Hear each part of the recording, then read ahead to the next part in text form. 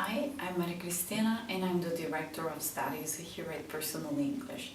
Today I'm very happy to welcome you to this new video lesson where we're going to discuss English. Is it an ungendered language or not? Many people at the beginning especially of their English studies do believe that there is little or no difference between the feminine and the masculine form in English, which is true in comparison with Romance languages, but it is also true that 50% of contemporary English owes its origins to French, and so we have some remnants of masculine and feminine forms in English as well, and today this is what we're going to discuss.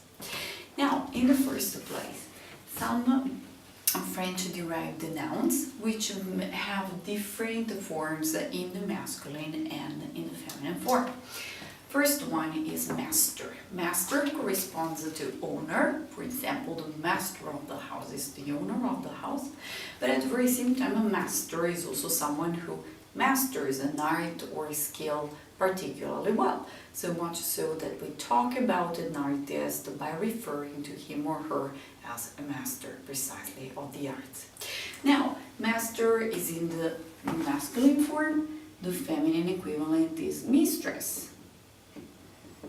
But mistress has a slightly different meaning. Why so? Because it comes as well from the idea of owner, and the mistress of the house is the lady of the house.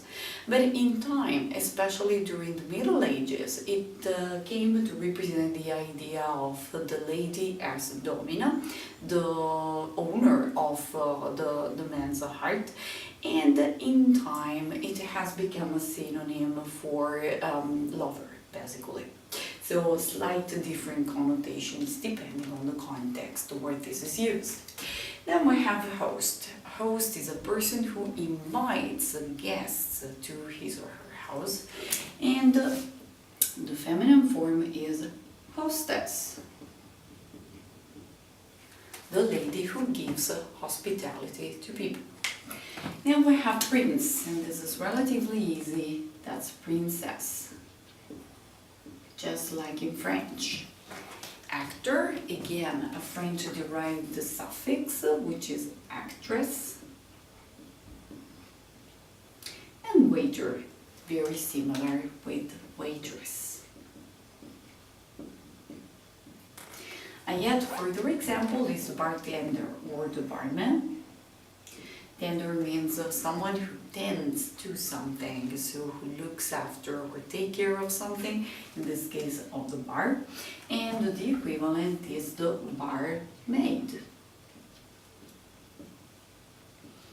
Maid meaning girl in Old English and being similar to German in this case. We also have a couple of adjectives that behave in a quite unexpected way. The first one being blonde.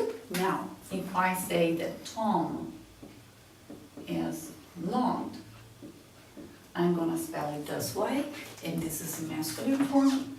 But if I say that Jean, for example, is blonde, pronunciation will remain the same, but I will spell it with a final E to mark the feminine form.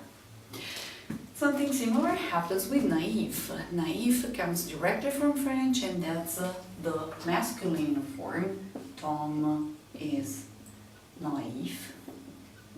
But the feminine form is gonna be Jean is naive, spelled this way.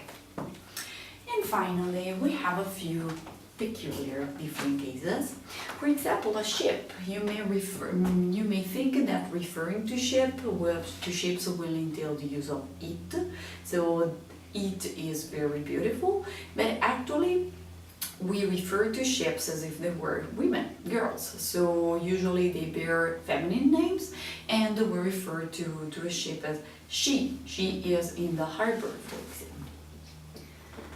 Animals. Well, we make a distinction in English between wild animals and livestock and pets. With pets, we have a different relationship of affection and of attachment. So basically what we do is referring to them as he or she. So fluffy is going to be called he is my dog or she is my dog, depending on the gender.